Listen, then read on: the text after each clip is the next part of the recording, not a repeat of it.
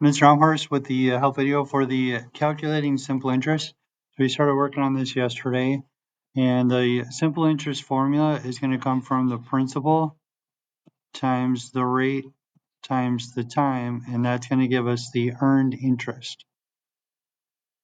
So we have the principal, we have the rate, and we have the time. We have 3,500 times the decimal value of the rate times the time. Just multiplying, we can do 3,500 times 0.04 times 3, or we could do 3 times 4, which is going to give us 12. And then we have 1, 2 decimal place values. So now it's going to be 3,500 times 12 hundredths.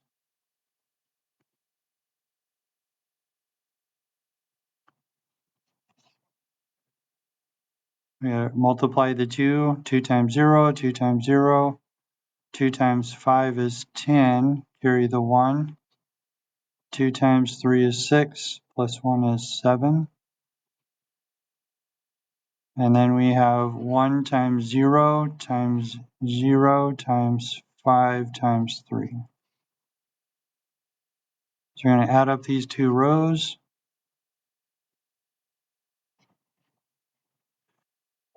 This is not the earned interest just yet. Do not forget about the decimal place value, 1, 2, 1, 2. Okay, so that is the earned interest. So the earned simple interest is $420. And the balance at the end of the month is going to be the principal plus the earned interest. So we got 0, 2, 5 plus 4 is 9, and then 3. So the balance at the end of 3 years is going to be $3,920. Looking at question 2, we have the principal times the rate times the time. And if we multiply the time times the rate, 2 times 5 is 10, and then we have 1, 2 decimal place values. So we've taken care of that. So now we multiply the principal times that combination. So we have 13,700 times 0.100731. Move your decimal over one place value. So this becomes the interest. The interest is 1,370. Now we need the account balance at the end, and that is going to be the principal plus the interest.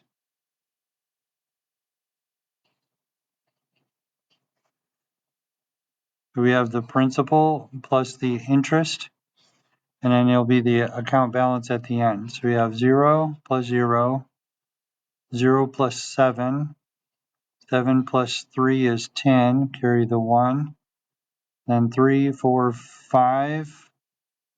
So we have $15,070 in the account at the end of 2 years. Okay, taking a look at number 3, we have the principal times the rate times the time, and that will give us the earned interest. So we had 6 times 8, which is 48, and then we move the decimal over 1, 2 decimal place values. So now we're done with that. So we multiply 9,800 times 48 hundredths. Got 8 times 0, 8 times 0, 8 times 8, which is 64. Carry the 6.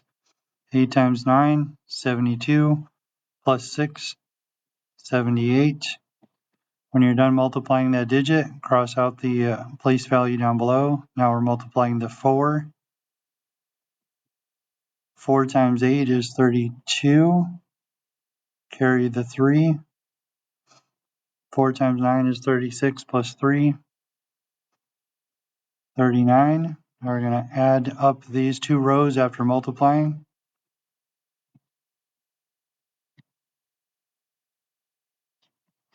Don't forget your decimal up above, move it down below. 1, 2, 1, 2. Okay, so the earned simple interest after 4 years is $4,704. Then we need to add the principal, $9,800, to find the new account balance. We have 4, 0. 8 plus 7 is 15. Carry the 1. So that's going to be 15,504. All right, last one. We have the principal times the rate times the time. So I have 5 times 13, so 5 times 3 is 15. Carry the 1. 5 times 1 is 5 plus 1 is 6. Then we move our decimal place value, 1, 2, 1, 2. So that is multiplied. Now we just need to multiply these two numbers. So you have 5,425 times 65 hundredths.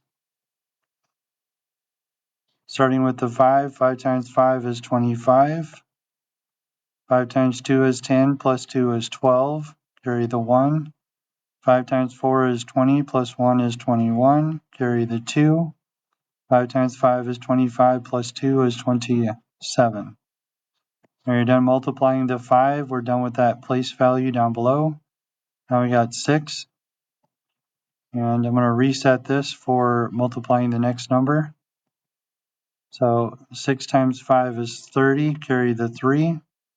6 times 2 is 12, plus 3 is 15. 6 times 4 is 24, plus 1 is 25. Carry the 2. 6 times 5 is 30, plus 2 is 32. We have 5, 2, 6, 2, carry the 1. Okay, do not forget your decimal place value, 1, 2, 1, 2. So the earned simple interest is $3,526.25. And now we need to add the principal, that's the interest. Principal plus interest will give us the new account balance. We have 5,425. Put the whole numbers above whole numbers. And now we're going to add them up. So we got 5, 2, 5 plus 6 is 11. Carry the 1. 2 plus 2 plus 1 is 5. And we have 9 and 8.